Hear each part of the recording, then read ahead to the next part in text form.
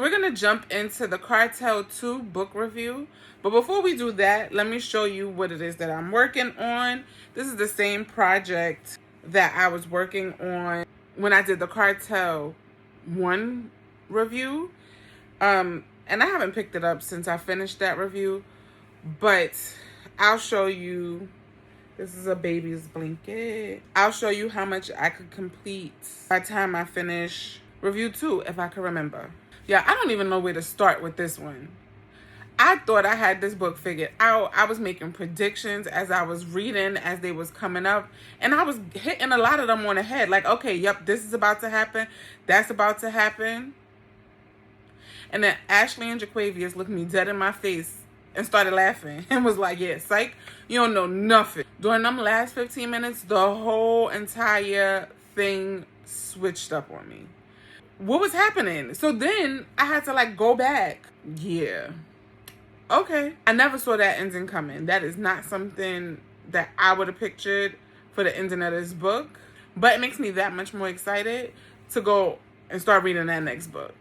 So I like how the book started off. At the beginning, in the prologue, you get a quick recap of where you left off at the last book. So if you were not like me and you had to wait for them to come out with the next book, then that prologue basically takes you back through that last chapter, basically. And then it starts from there, which I like, because then a lot of books, they'll start off like when it's a sequel or whatever the case is, they'll start off introducing everyone all over. And then by the time you get halfway through the book, it's like, I could have skipped all of this. I already know who these characters are. I already know what was happening. Why drag me back through the mud to relive everything? I like the fact that they prologue was just a quick, okay, this is where we are. This is where you left off. Let's jump right into it. And it tracks basically from where what they did in their first book, where they just jumped right in.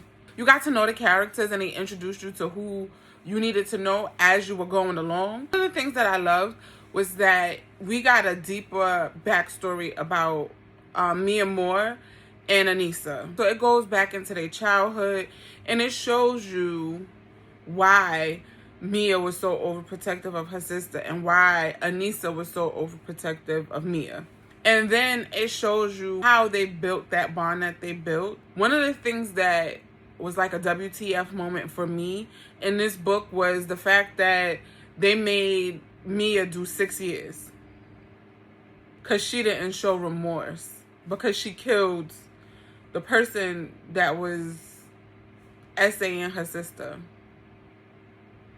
And then, like, where was the remorse for her? Where was the remorse for her sister? Where was the remorse for any of them? Y'all didn't care about that. Y'all just more so concerned that she killed this man to protect her sister.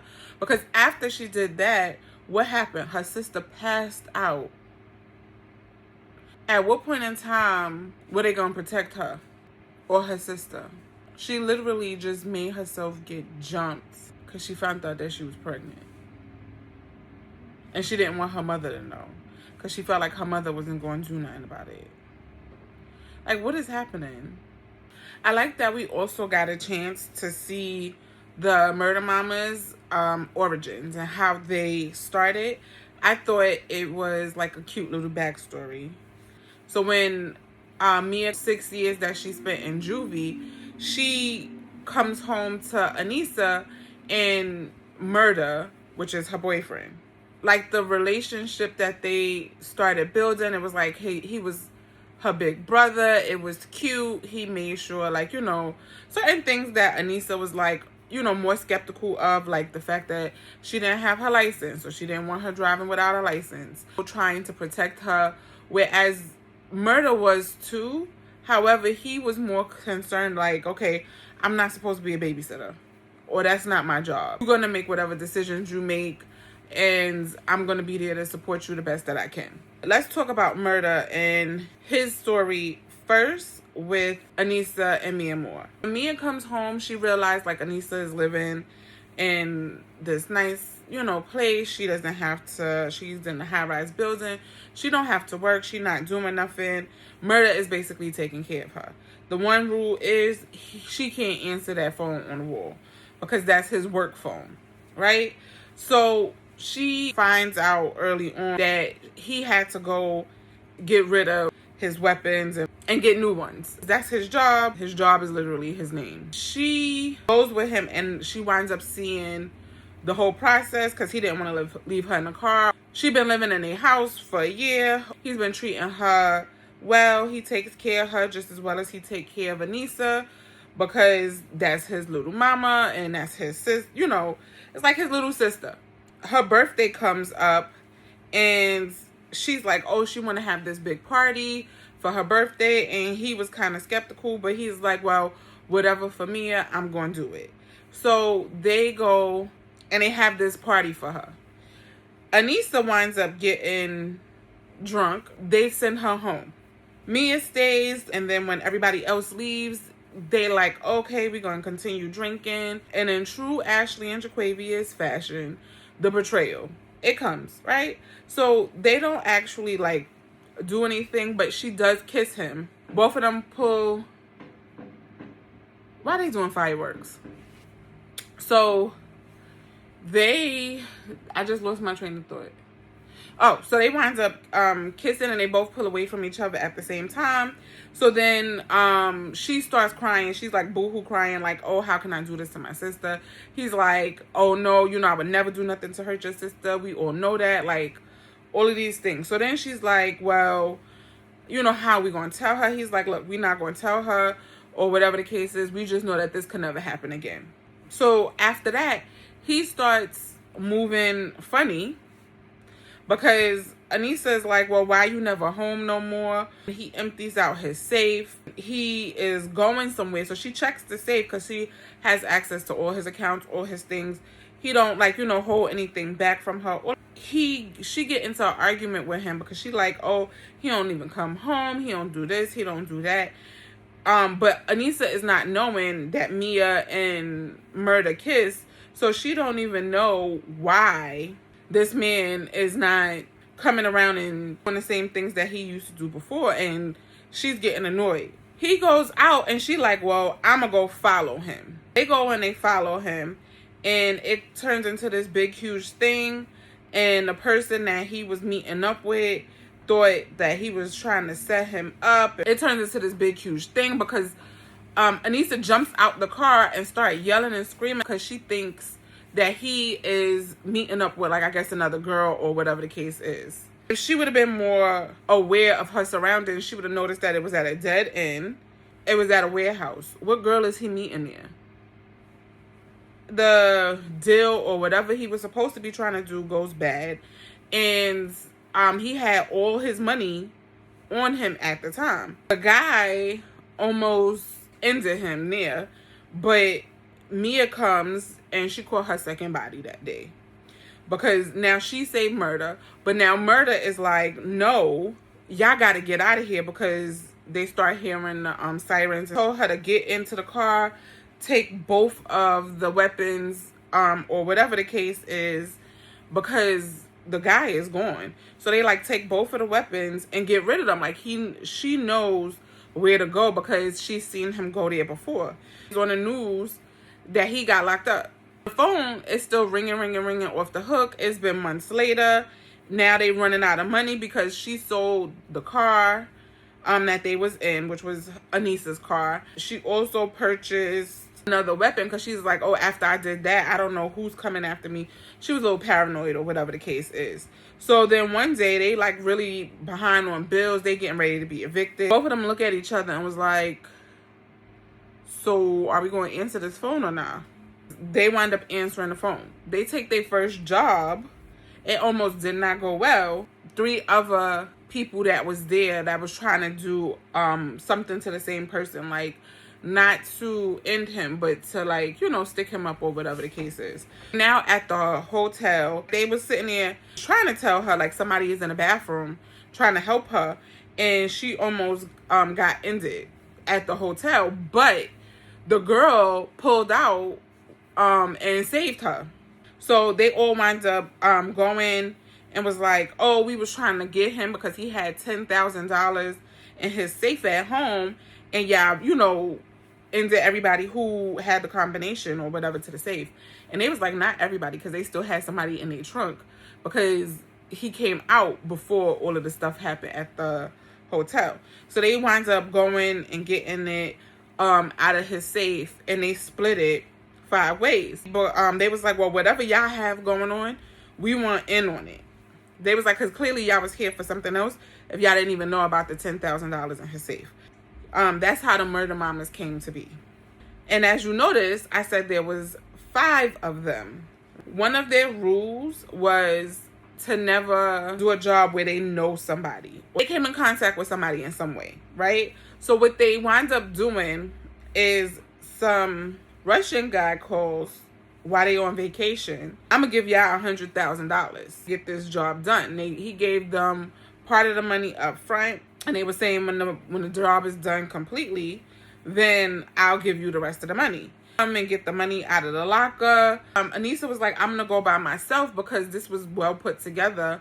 And if one of us go down, all of us don't need to go down for the same thing. So she goes to Grand Central by herself to pick up the money. They're like, wait, she should have been back. So now they all getting worried, trying to figure out what's going on. And then she comes back in the house. And she was like, well, I was trying to figure out whether or not to take this money because it was the girl's old boss. They were like, well, it's the most money that they ever got. And to basically split that 5 ways, that's $20,000 each. And they usually get like $50,000 to split 5 ways. So they wind up saying, okay, they're going to take the job. Then they came up with a plan because the owner of the club liked one of the friends. So they was like, okay, well, we're going to send you in there. You're going to start dating him. As you can tell, when I told you in book 1, there was 4 of them. It went from 5 to 4. Because when they try to, like, set him up to get it done, he already knew what was going on. So because he already knew what was going on, when Mia got upstairs to the room, she was already gone. He had did her dirty. His friends was there, like his bodyguards and stuff like that was there. And yeah, then they started doing stuff to Mia, and they wound up letting Mia live. So I'm like, yo, that's crazy. That is how they went from a group of 5 to a group of 4. And then after that, they just left New York, and that's how they wind up down in Miami, where we know them from book 1. They wind up all getting a tattoo on them, the murder mamas. That's how they got their name, because they were taking the calls. But later on, we find out that Mia is the one that came up with that, because she had this whole big thing for him without telling her nieces, and then she started developing feelings and wound up getting his name tatted, but then put mamas behind it. But then he also used to call her his little mama. So now they're his mamas. I said, oh, okay. We left off book 1 with Mia being beaten by Mecca after she ended his mother with that wine, right? And he also brought in Fabian, which is a guy that one of the murder mamas wound up trying to end, but they didn't finish the job. So what happened was they wind up cutting off his, his friend. And when they cut off his friend, they went to the bathroom to start arguing, and then he wound up escaping. So he was the reason as to how Mecca found out about Mia, because he was in the same facility as Mecca. And when Carter and Mia went to go check on him one day, the guy thought that Mia was coming back to finish him off. So he was bugging out and tweaking, and he wound up being Mecca's roommate anyway. So then when Mia left with Carter, he told Mecca everything. Right? He started showing him newspaper articles and all of the things that was happening in New York that they were tied to. Right? So I'm like, oh, okay. So now that's how Mecca found out that she was the one that was there trying to end him with her sister. Mecca was like, oh, he gonna let him finish you off. And that's where we ended off book 1. So now in book 2, we find out that Mia winds up getting into, I call him Mr. No-D. If you know, you know. So she winds up getting into Mr. No-D's head. And then he winds up letting her go, like, oh, please don't, you know, whatever, like, just don't come after me, all of this other stuff. So she winds up escaping, and when she got outside, she passed out, right? She was, like, you know, she had to get upstairs, and because she's being held in the basement, she get upstairs, she passes out. A couple of months later, Zaire, you know, that's the one that was talking to Breeze in the first book. They start telling us, like, what Breeze is going through, and Breeze is in Haiti with my tea. And she tried to escape. When she tried to escape, she got bit by a spider, the Black Widow, and then the poison started, you know, going through her body. He wound up having to take her into town. And when he took her into town, she wound up having to have surgery. When she woke up from surgery, to call Zaire so that Zaire could come and save her. When she called, he instantly knew it was her. He was trying to figure out, like, where she was. He was like, maybe she's in the hospital, because he heard, like, doctors. He went around from one place to another trying to figure out what location that she was in. So then finally he went into a facility, and he's asking if this person came in by this name, and they was like, no. But then they said that there was a girl fit in a description who has been there for months, and they don't know who she is. That, you know, basically she's Jane Doe.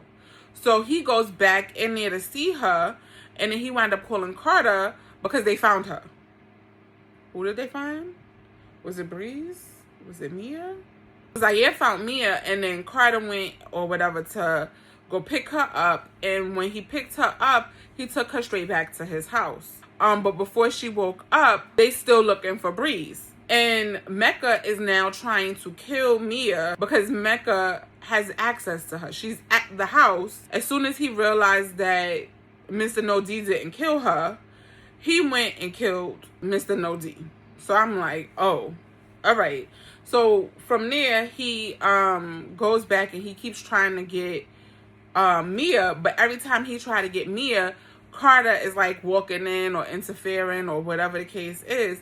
And Mia had woke up after they came back from their trip, because then the lady the next day finally calls and was like, oh, it was a young girl. She tells them, like, okay, this is where I'm at, whatever the case is. So they get on a private helicopter to go to Haiti to get Breeze. So they finally get to Haiti.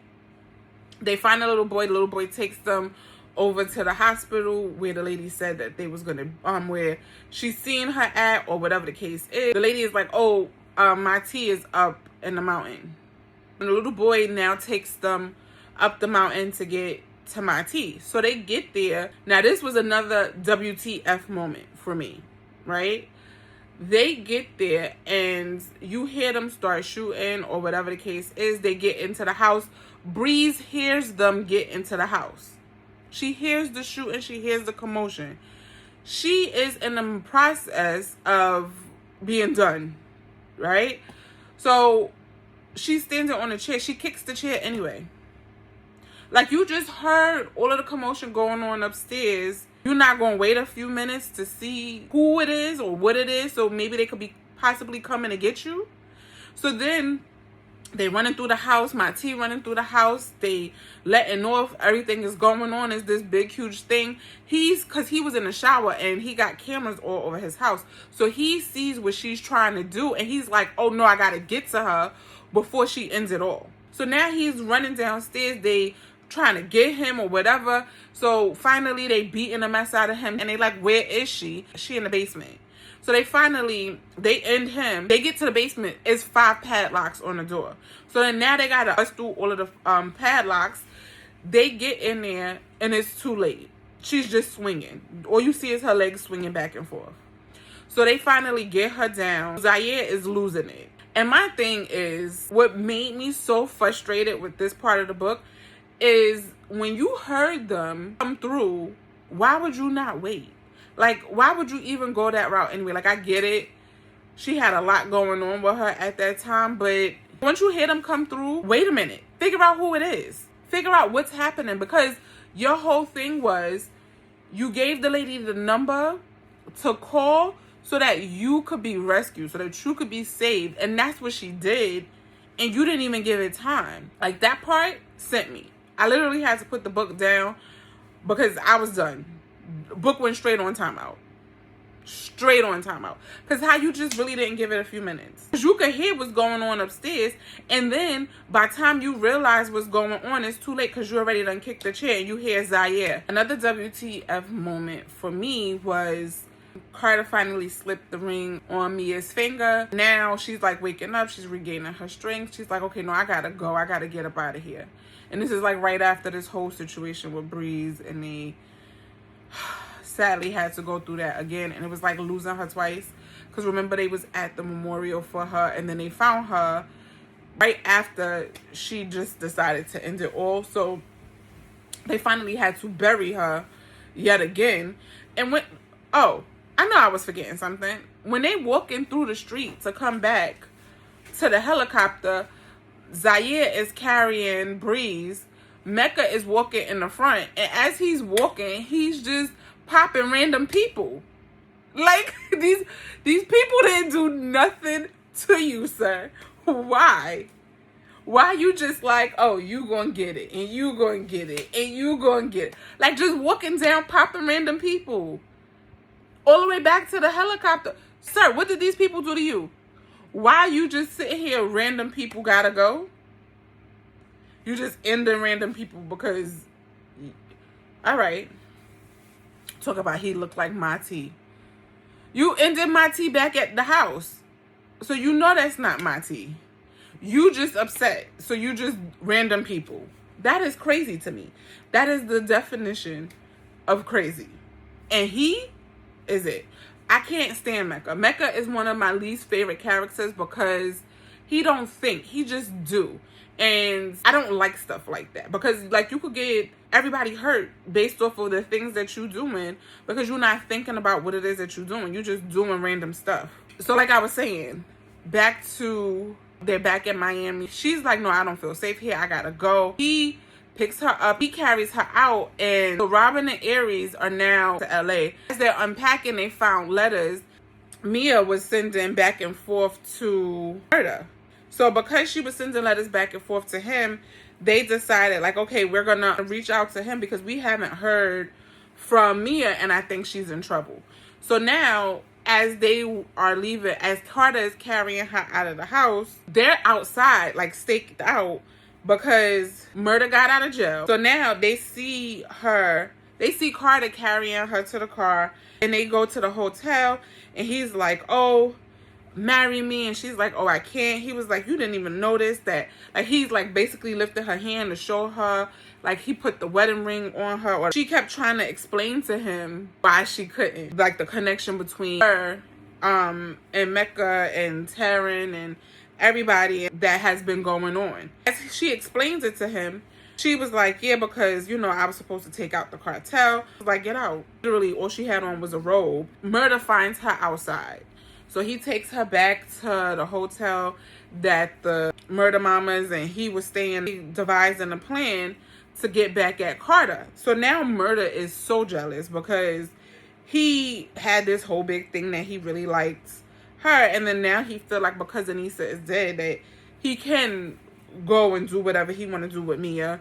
And it's no longer an issue because now they're not doing nothing behind Anissa back because she dead.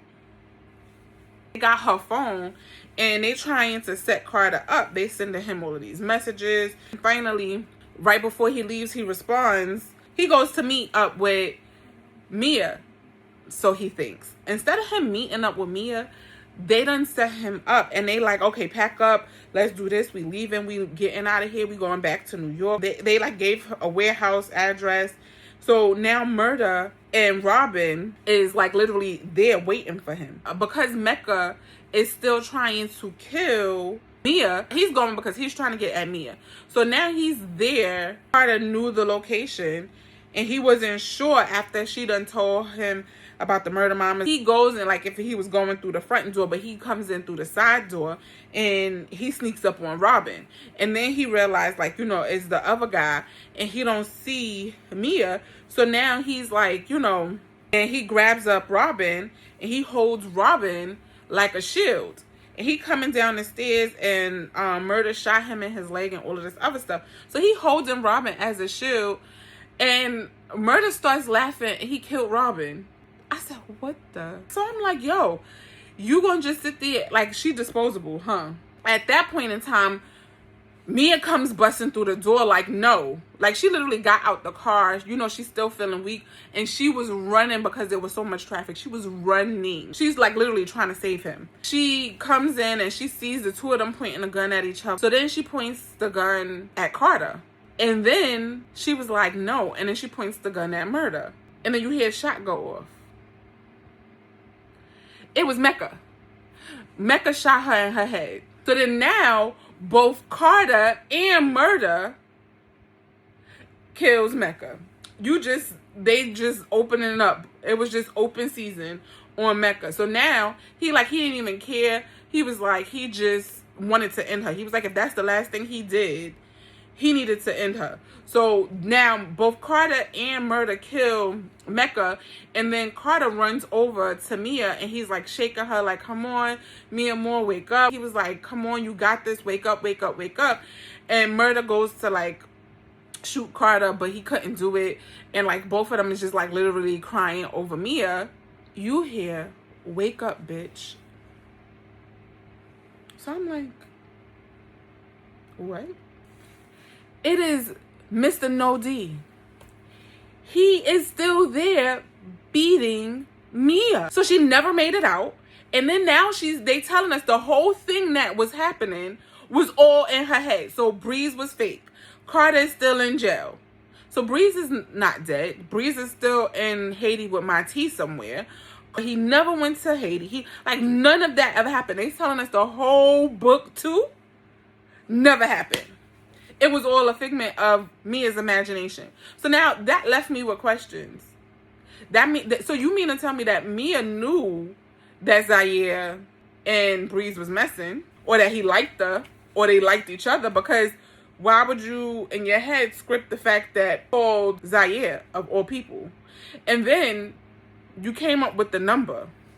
So who number was that? You had this whole plan in your head about how they came and rescued you from a hospital. So many details. Murder got out of jail. You see Murder get out of jail. It was so much going on. How did you get all of these details? Where did you get all of this from? How did you even know that your girls is in LA? Because you never had contact with them after the whole situation. So how did you know that they was in LA? How do you know that? Where did this stuff come from? And things that she wouldn't know, how would you know it? Make all of this stuff up in her head. That's what got me. I feel like that part really threw me off. So I had to wait. And I had to reread it to make sure, I wasn't the one that was tweak, tweak. Because I'm like, what is happening? So basically, she's still in the basement. And now she's like, okay, no, she come to the realization that she about to die in this basement. Her whole life just flashed before her eyes. She done took us all the way back to when she was younger and her sister was still alive, and then did the recap. I gotta get ready to go so I can start reading this third book. I need to know what's going on. We ended the first book with her being beaten. We started the second book with her being beaten. We're ending the second book with her being beaten. So we're going to start the third book with her being beaten. When is this going to end? What is happening? Does she make it out of this basement alive? Another thing, how did she know that Carter was going to propose to her? Because he had the ring and he was going to propose to her at the end of the first book. So when did she realize that he was going to propose to her for her to be like, yeah, because he slipped the ring on my finger while I was still in a comatose state? I gotta go.